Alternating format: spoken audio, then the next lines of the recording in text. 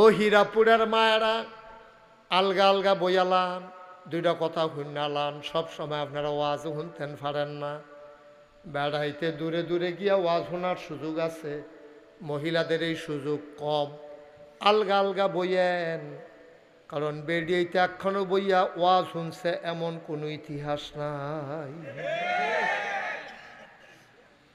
বেরিয়েতে একখানো বইয়া জীবনে ওয়াজ শুনতে পারো না, একখানো দেয়া হইলে আসতে বালা ফুটফুটটা মুরগা সর্বের কি খবর, ডিম পারিনি, জামাই তোর বিদেশ থেকে কল দেয়নি, ফোন দেয়নি, দিত না গেলে ভিডিও না অডিও, ভিডিও না অডিও, এই আলাপ চলতে আছে, জামাইয়ে কল দেয়নি, তুই কি একরো মতো হস না হালকারও মতো হস, এই আলাপ চলতে আছে, তার আর ওয়াজ শুনিয়া গেল না। আমার মায়েরা বোনেরা আলাদা আলাদা হইয়া বন, একখানো বইয়া ওয়াজ শুনতেন পারতেন না, মনোযোগের সাথে কয়টা কথা শুনেন, আমিন কর না কেন? আল্লাহর নবী কয় আয়েশা, কথা মনে আছে নাকি? এই হাসরের ময়দানটা এমন একটা ময়দান হবে গো,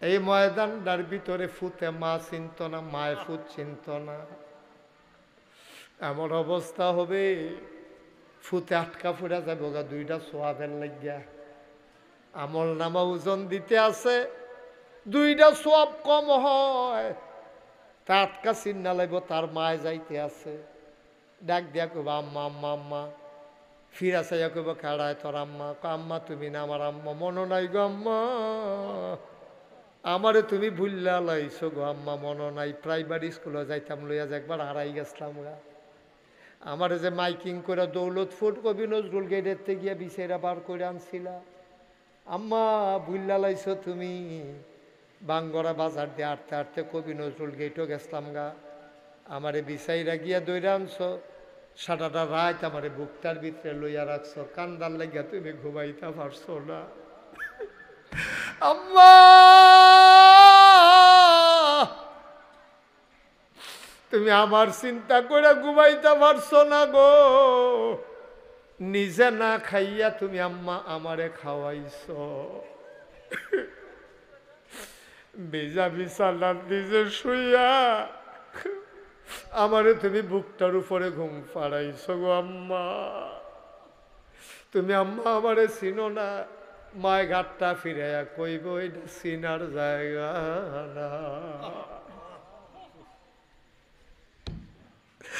এটা চিননার জায়গা না, আমি চিল্লা কিতা করাম রে ফুট, আমারে তো বিপদের শেষ নাই, আমি পাগলের মতো দৌড়াইতে আছি রে, আমল নামার ভিতরে ন্যাক কম হইয়া গেছে, গোনা বেশি হইয়া গেছে, আম্মা আমারও তো এই অবস্থা, দুইটা সোয়াব দিলে আমি ফাড়ুই যাই, মা ডাক দেয়া কইব আমারে দইছে না, তোরে কেমনে দেব, যেই মায়ে তোমার লাগা জীবন দেয়, এই মায়ে তোমার দিকে ফিরেও তাকাবে না, এটার নাম হাসরের ময়দান।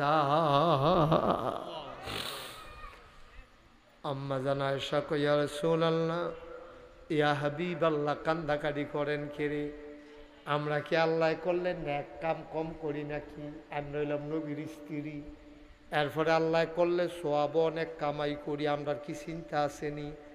নবীজি কই চুপ, একবার কইছো আর কইও না, সোয়াবের হিসাব দিয়া জান্নাত যাইতা পারতা না, যদি আল্লাহ দয়া করে না দেয়, ঠিক কিনা? কি ইবাদত করছেন? আমি যে আমারে যে আপনারা ফিরসাব কর, হ্যাঁ যে ইমাম সাহেব আবুল হোসেন যে আপনার বাইক নই আইছে, হুজুররা বইয়া দিছে, এই সাবেক ইমাম সাহেব হুজুরে কি লাভ, কয়টা আবাদত করছি আমরা, আচ্ছা না হইলে করছি আর কি, এটি আবার কবুল হইছে নাকি?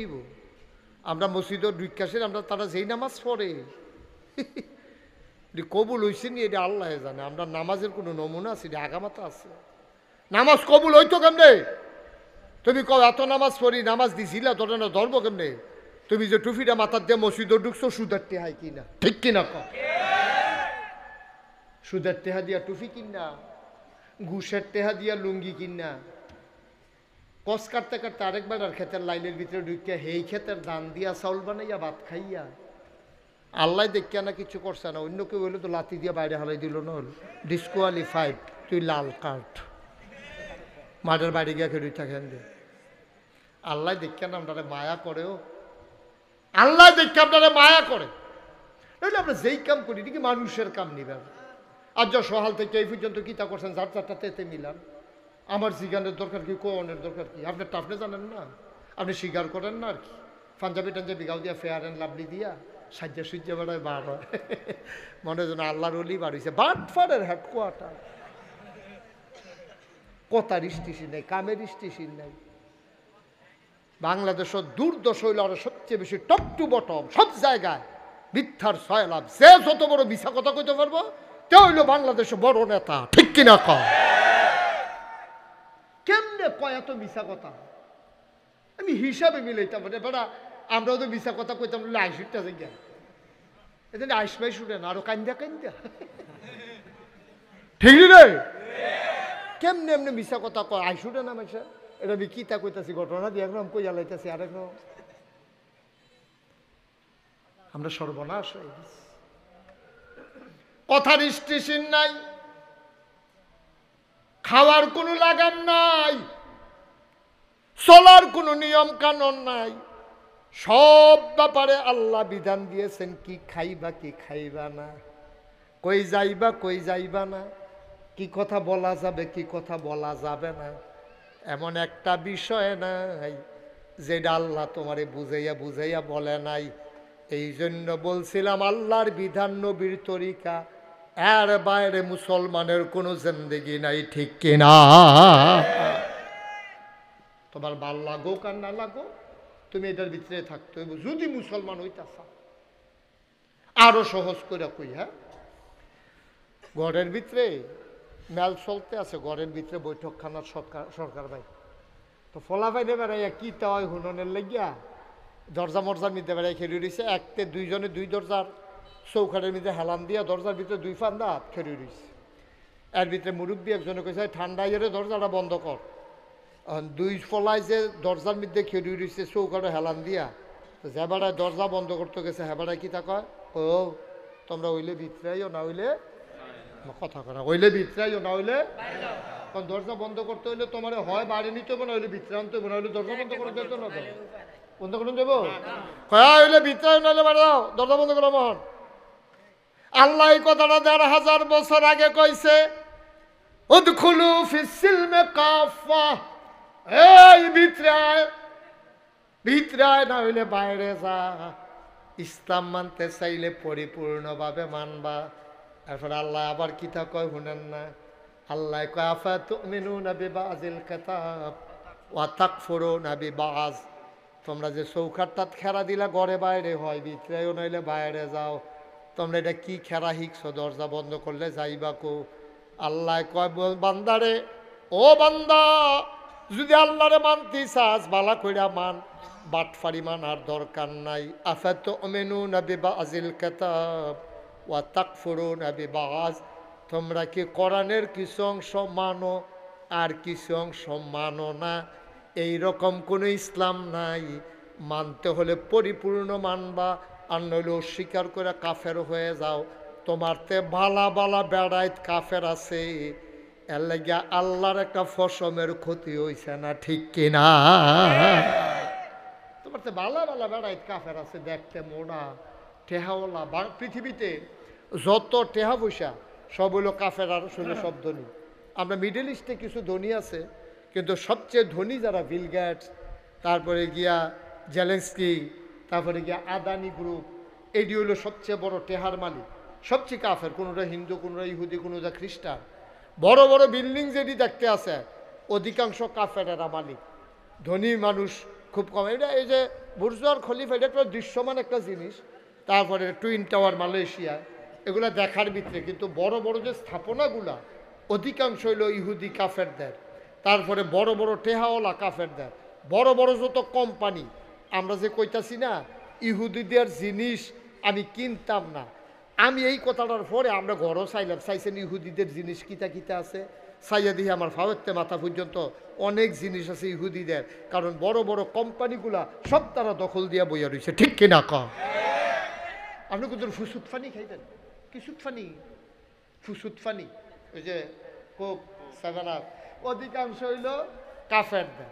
আমরা দেশে যাও বানায় ওই টেস্ট লাগে না, ফানি ফানি লাগে, চিনি শিরার মতো লাগে। কারণ কাফেরেরা এমনভাবে আপনারা বায়েস্ট করছে, এমনভাবে দখল দিছে, আপনি কাফেরদের জিনিসপত্রের কাছে আপনি বাধ্য। ঠিক কিনা কন? এই যে আমরা মোবাইল বানাই, মুসলমানদের মোবাইল কোম্পানি কই আছে? মুসলমানদের এই যে কম্পিউটার চালে, আমরা ফলাফানি যে কম্পিউটার চালা, এই মাইক্রোসফট যে কম্পিউটার যে এটার তো, হ্যাঁ, গুগল, মাইক্রোসফট, এইটি দিয়ে তো আমরা কারবার করাইছে। ফিলিস্তিনে টার্গেট করছে গুগল আর মাইক্রোসফটের দিয়া, বিভিন্ন প্রযুক্তি দিয়া। আপনার তাদের সফটওয়্যার, তাদের বিভিন্ন প্রযুক্তি আবিষ্কার করছে। কোন জায়গাটা এই আপনার সংসাইলতে ইডারা দিলে ঈদগার মাইদগানটা তাইয়া পড়ব, এটা চিহ্নিত করে অকরে হুবু হু এই জায়গাটাতে আইয়া পড়ে, এটা যেমন তেমন কথা মনে করেন না। এগুলো সব করছে ইহুদি খ্রিস্টানেরা। আমরা মুসলমানরা কিতে আছে কোন কি আছে? আমরা ইসলাম দুনিয়াত খাইতাম, খানাত লাগাই দেন, খাইতে খাইতে খাইতে খাইতে তামা তামা করে লাগবো, তো ফ্যাটটা যে ফুটছে না তার কপাল। ঠিক কিনা কও? কিছু খায়, কিছু হালায়। আহারে মুসলমান রে, আল্লাহ যায় টেহা পয়সা দিছে, টেহলাডি এই টেহা পয়সা নষ্ট করতেছে, বিয়া করে, বিদেশ যায়, কিতা করে, টেহা পয়সা কেমনে নষ্ট করবো কোনো আগামাতা বিচাইরা পায় না। বছরে বছরে গাড়ি কিনে, এক এক গাড়ির দাম 100 কোটি 200 কোটি। কি দরকার লাগছে তোমার? তোমার এই পৃথিবীতে মুসলমান না খাইয়া মরে, আর তুমি 100 কোটি দিয়া গাড়ি চালাও। আর গাড়ি একটা হইলেও তো সারে, চলুন না হইলেও তো সারে। তোমার এত দামি গাড়ির দরকারটা কিতা? তুমি ফ্যাশন করো, প্রাইভেট বিমান কিনা লাও, প্রাইভেট তুমি জাহাজ কিনা লাও, প্রমুত্তরি কিনা লাও, তুমি বাড়ি করো তোমার শহরে শহরে, সৌদি বাদশার সব শহরে শহরে, প্রতিটা শহরে শহরে তাদের বাড়ি আছে। যেমন তেমন বাড়ি না, এক এক বাড়ি একটা গ্রাম থাহন যাইব। এইরকম কইরা কইরা সব শেষ হইতেছে, আর আমার মুসলমানরা মাইর খাইতেছে। কারণ কি? কারণ আমরা আল্লাহর বিধান নবীর তরিকার ভিতরে নাই। ঠিক কিনা কম? আহা, আবু হুরায়রা রাদিয়াল্লাহু তাআলা আনহু ওনারে বিদেশ পাঠাইছে কাফেররারে দাওয়াত দেওয়ানের লেগে। খেয়াল করেন সিহন কথা, ওনারে পাঠাইছে যাও বিদেশ গিয়ে দাওয়াত দিয়েও। তো ওনারে দাওয়াত দিতে গেছে পরে, তো কাফেররা ওনার জন্য খানার আয়োজন করছে, দস্তরখান বিছাইছে, মজার মজার খানার দিছে। তো খাইতে লইয়া কুদ্দুরা বাইরে ফুটে গেছে গা দস্তরখানের উপরে। তো জেবাড়ায় লইয়া গেছে আবু হুরায়রারে, তো উনি করছে কি ইশারা দিছে, আপনি যদি হাতে টোহাইয়া খান তাহলে এটা বেইজ্জতি হইব, মনে করবো যে তেবুদা খানা বিচাইরা পায় না, মুসলমানরা এমনি তারা নাদান মানুষ, ফইরা গেলে গো এটা টোহাইয়া খায়, এটা আপনার সরম হইব। আপনি একটা রাষ্ট্রের প্রতিনিধি হিসাবে আইসে, আপনি টোহাইয়া খাওয়ানোর দরকার নাই, প্লেটতে খান। আবু হুরায়রা যখন বারবার ইশারা দিতেছে, আবু হুরায়রা সেইটা কিতা কইছে শুনছে, কয় কাফের বেদিনে কি কইব, এই জন্য আমি নবীর সুন্নত ছাড়তে পারবো না। সুবহানাল্লাহ বলবেন না? দেখছেন ইসলাম কি জিনিস? কয় কাফের বেদিনে কি কইব, এই জন্য আমি নবীর ইসলাম সুন্নত ছাড়তে পারবো না। নবীর সুন্নত হলো যেটা পড়বো এটা টোহাইয়া খাও। কাফের বেদিনে টিটকারি মারবো, মস্কারা করবো, এটার জন্য আমি পারবো না। আল্লাহর নবী ডাক দেয়া কয় সব ওয়াইশা, হিসাবের কথাটা মুখেও আইন না গো আয়সা, হিসাব দিয়া জান্নাতে যাবে এমন কলজাওয়ালা বেড়ায় তখন হইছে না। আল্লাহ যদি হিসাব চায়, তুমি আমি কোনো হিসাব দিয়া যাইতাম পারতাম না, তাইলে যায়াম কি দিয়া? যায়াম আল্লাহর মায়া দিয়া। ঠিক কিনা? আল্লাহর মায়া দিয়ে আপনি জান্নাতে যাইতে হবে। হিসাব করে বেড়াগিরি দেখাইয়া আপনি যাইবেন গা জান্নাত? অসম্ভব। কিনা দিছে আল্লাহ আপনারে, কিনা দিছে। কোনটার বিনিময় দিবেন আপনি আল্লাহরে? কোন জিনিসটার বিনিময় দিবেন? কষ্ট হইতেছে বোধ আপনারা? এবারে যে উঠলো কেউ যে কিছু কয় না, বেয়া হয়ে গেছে, জরুরত আছে, হইতে পারে।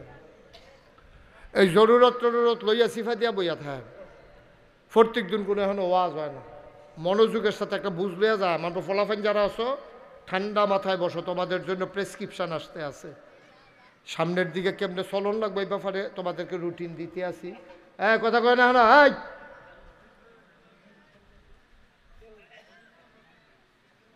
সবাই কোন আমিন। তো যেই কথাটা বলতেছিলাম, ওয়াজ ও দোয়া, কথা মনে আসেনি?